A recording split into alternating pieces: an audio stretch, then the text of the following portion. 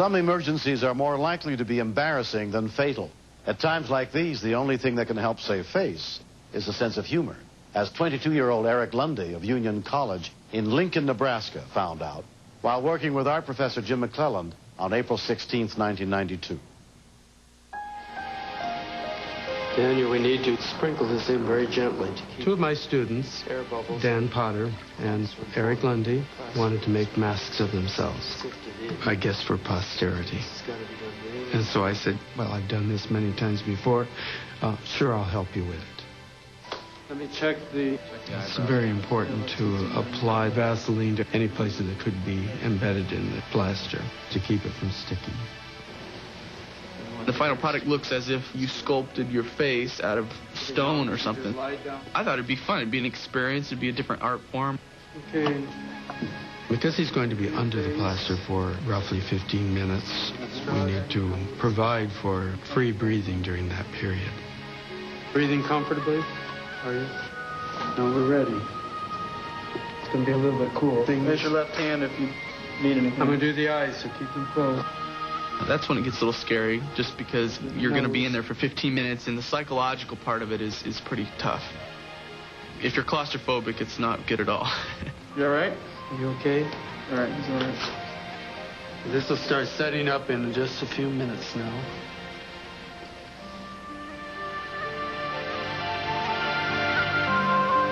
Okay, Dan, I think we can take this off now. When the mask was set, we began to lift the mask off gently. Wait a second, it's stuck. What's the matter? Hold on. What? Hold on, it's stuck. Where? Stuck mine. We said, well, where's it stuck? And he says, my forehead. It's stuck on my forehead. I'm going to lift just a little bit. Hey, just leave room. Is it stuck? The mask normally lifts off very easily, but in Eric's words, he felt like his whole scalp was going to come off. High school senior Kathy Long, who was taking classes at the college, happened to be passing by. I noticed some commotion, and I heard, "Stop, that hurts. Don't do that. Quit. It's not coming off." We're going to sit you up, Eric. And I realized that he was stuck.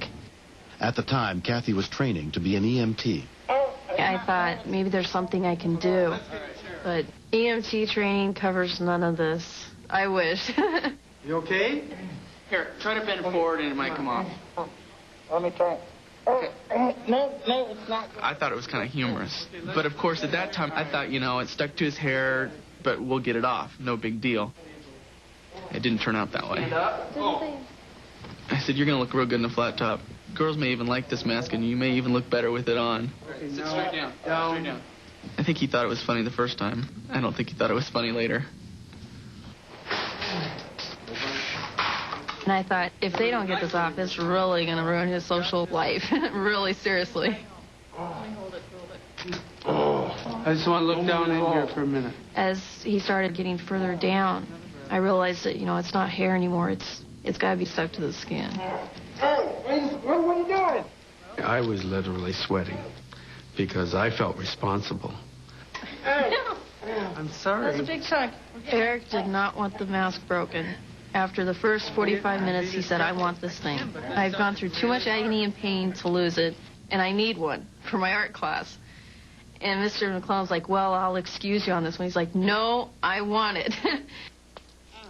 When music teacher Lisette Deemer spotted the group, her curiosity got the better of her. Jim was using some kind of ceramic tool that looked like a teeny-weeny spade. It must have been uncomfortable because Eric was saying, let somebody else work for a while. So I wound up doing some of the chipping. Well, I don't think we're going to make much progress this way. There was a little bit of space between the hair and the cast. Let's try an X-Acto knife. Maybe we can... That's really scary when you think how sharp an X-Acto knife is. So I didn't want to proceed with that for very long. You need to hold still, okay? We'll be real careful here. Just going to try and kind of slice the hair away from you. Be careful. It wasn't going too well. It seemed impossible. It was stuck completely across. What about some water? Okay, here comes water. Pour some right on the mask itself. Is that helping? No, I don't think it's helping. Let's try some cooking oil or something. Oh, that's plenty of oil. Oh, man. Well, how about liquid soap? Okay. Everybody had an opinion. Everyone had some advice to give, you know. Everyone had a solution. Of course, none of it worked. Organ? No. There was more than once that I thought to myself, boy, wouldn't I just love to just yank this off. It wouldn't kill him. 1, 2, 3. It's not working. Can't get in there. But let's try something else. A call for assistance brought a Lincoln Fire Engine Company to the scene. I was not aware that 911 had been called. And all of a sudden, firemen showed up. And I was just thinking to myself, what are firemen? I mean, what are they going to do, hose him down? I mean, I didn't know what they could do for him. Captain Gary Keene assessed the situation. They did a good job of plastering him. It looked pretty awesome, and the amount of plaster was on his face and a straw sticking out there. He seems to be breathing fine. His color looks good. When I pull it away, it is still stuck to his skin. They want to know if we could remove the mask with some magic instrument, which they apparently thought we carried, which we don't. If we try to work on this, we could probably injure him more than anything else. So we advised him that the best thing to do would be to take him to the hospital and have it removed with a plaster saw.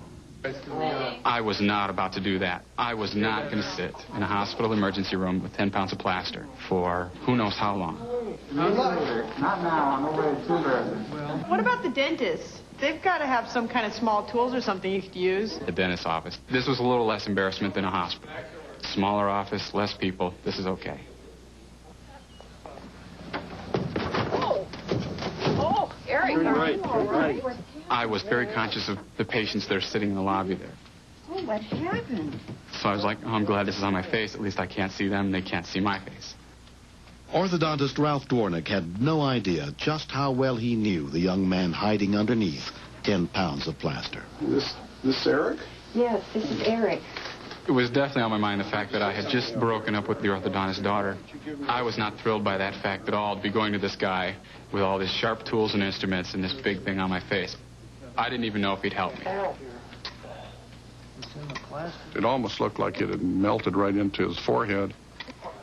It was basically just almost 1/10 of a millimeter time because you didn't know, are you going to be wounding him or not.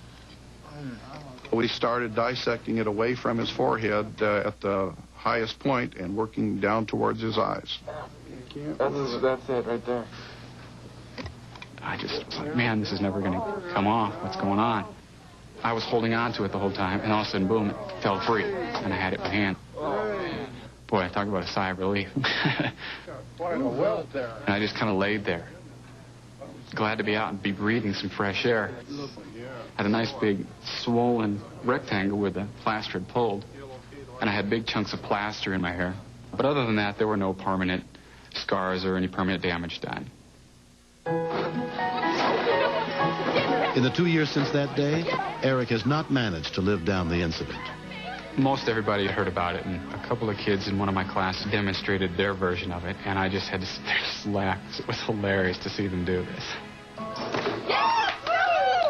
I'm glad it didn't scar him for life. If it had, I'd be a little more ashamed of teasing him, but he teases me enough, so he deserved it. On the other hand, he may have gotten a lot of sympathy. I imagine he had a lot of sympathetic women around him. Oh, Eric, did it hurt? Was it terrible? In the classes that I teach, I always try to bring this up. I try to let people everywhere know that music is very safe for all students of all ages. I don't know if I've learned anything that really made me a better artist from it, other than research the material you're going to be using a little bit more before you start using it. All artists suffer for their art sometime in their career.